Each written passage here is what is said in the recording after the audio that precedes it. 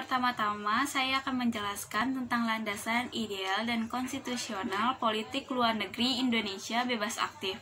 Landasan ideal dalam pelaksanaan politik luar negeri didasari oleh Pancasila, sedangkan landasan konstitusional dalam pelaksanaan politik luar negeri didasari oleh Undang-Undang Dasar 1945 pada alinea pertama.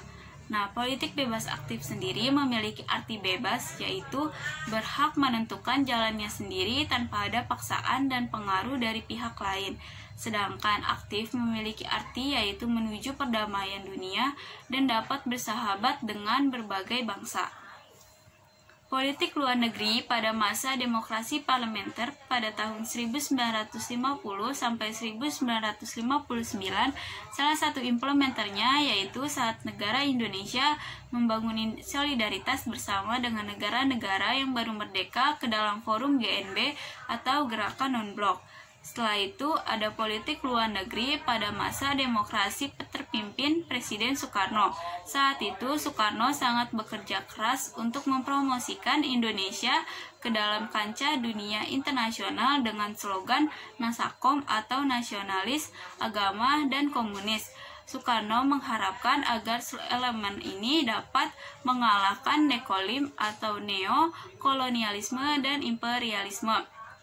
Saat politik luar negeri pada masa Orde Baru, sikap Indonesia terhadap politik luar negeri yaitu menghentikan konfrontasi dengan Malaysia dan berperan aktif dalam organisasi ASBAN yang di dalamnya terdapat beberapa negara, antara lain yaitu negara Thailand, Singapura, Malaysia, dan juga Filipina.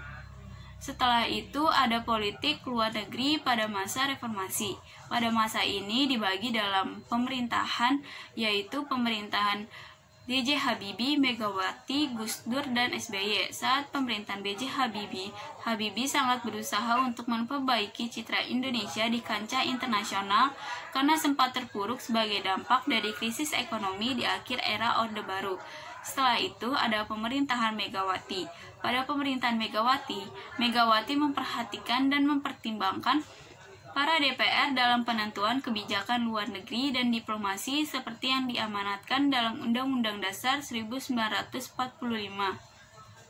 Pada pemerintahan Gus Dur, saat pemerintahan Gus Dur menarik dukungan untuk mengatasi konflik domestik dan mempertahankan integritas teritorial Indonesia dan demokratis melalui proses militer agar Indonesia kembali ke peran profesional. Yang terakhir ada pemerintahan SBY atau Susilo Bambang Yudhoyono. Saat pemerintahan SBY mengubah citra Indonesia dan menarik investasi asing dengan menjalin berbagai kerjasama dengan banyak negara, antara lain yaitu negara Jepang. Bisa kita lihat saat ini banyak sekali produk Jepang yang sudah masuk ke pasar Indonesia.